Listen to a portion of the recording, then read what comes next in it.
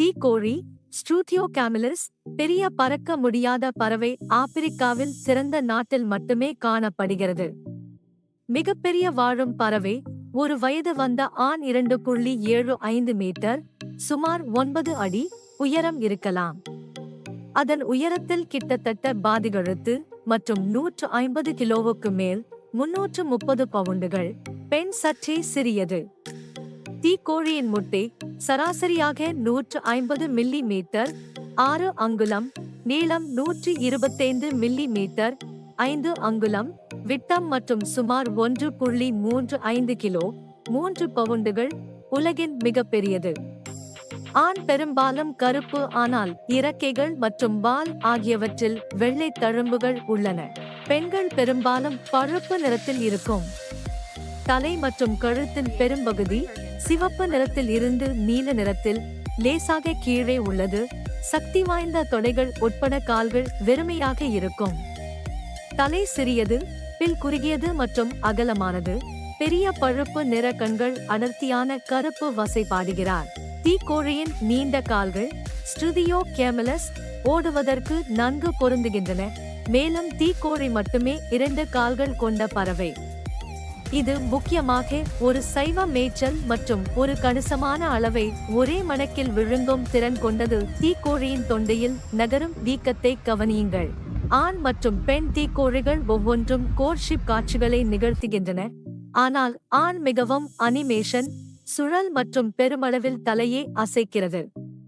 பெண் தன் சிறகுகளை விரித்து தரையில் நெருக்கமாக பிடித்துக் கொண்டுதான் இனச்சேர்க்கைக்கு தயாராக இருப்பதை காட்டும். இந்த கட்டுரைக்கான அனைத்து வீடியோக்களையும் பார்க்கவும். தீக்கோழிகள் பருவத்தை பொறுத்து தனித்தனியாக, ஜோடிகளாக, சிறிய மந்தைகளாக அல்லது பெரிய கூட்டங்களில் காணப்படுகின்றன.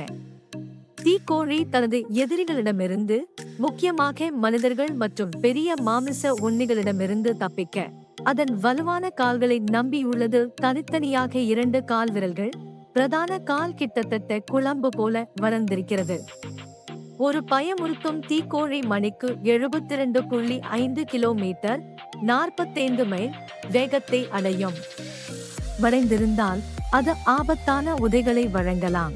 தீக்கோழிகள் முக்கியமாக தாவரங்களில் வாழ்கின்றன, ஆனால் சில விலங்கு உணவையும் எடுத்துக்கொள்கின்றன.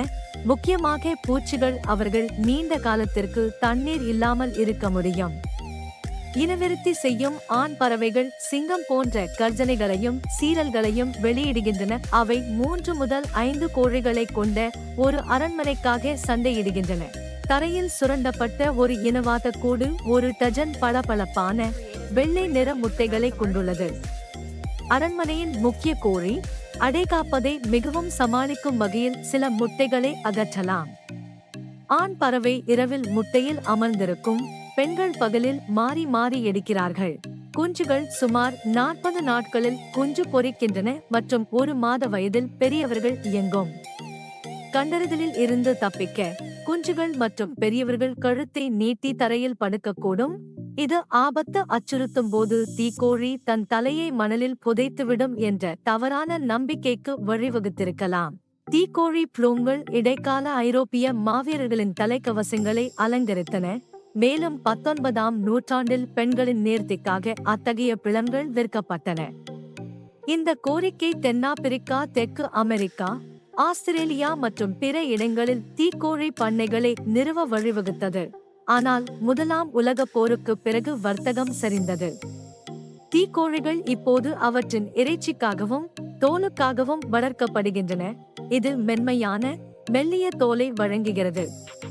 பறவைகள் சேணம் மற்றும் கசப்பான பந்தயத்திற்காக பயிற்சி அளிக்கப்பட்டுள்ளன, ஆனால் அவை எளிதில் சோர்வடைகின்றன மற்றும் பயிற்சிக்கு ஏற்றதாக இல்லை. அவர்கள் சிறைப்பிடிக்கப்பட்ட நிலையில் நன்றாக இருக்கிறார்கள் மற்றும் 50 ஆண்டுகள் வாழலாம்.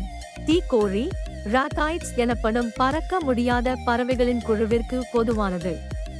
தீக்கோழி இனங்கள் தோலின் நிறம், அளவு மற்றும் முட்டையின் அம்சங்களில் சற்று வேறுபடுகின்றன.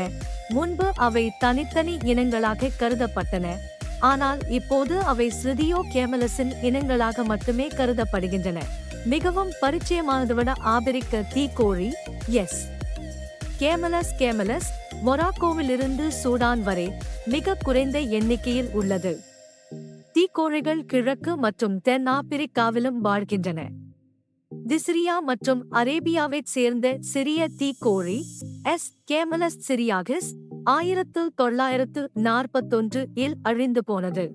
ஸ்ருதியோ இனத்தில் வாழும் உயிரினம் தீக்கோழி மட்டுமே.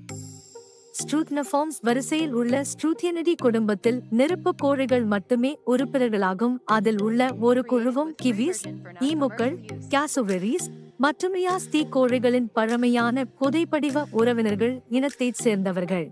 கால்சியாவிஸ் கிராண்டே, இது வயோமிங்கில் உள்ள பசுமை நதி உருவாக்கத்திலிருந்து தோண்டப்பட்டு சுமார் 56 மில்லியன் முதல் 34 மில்லியன் ஆண்டுகளுக்கு முன்பு ஈசீன் சகாப்தத்தைச் சேர்ந்தது.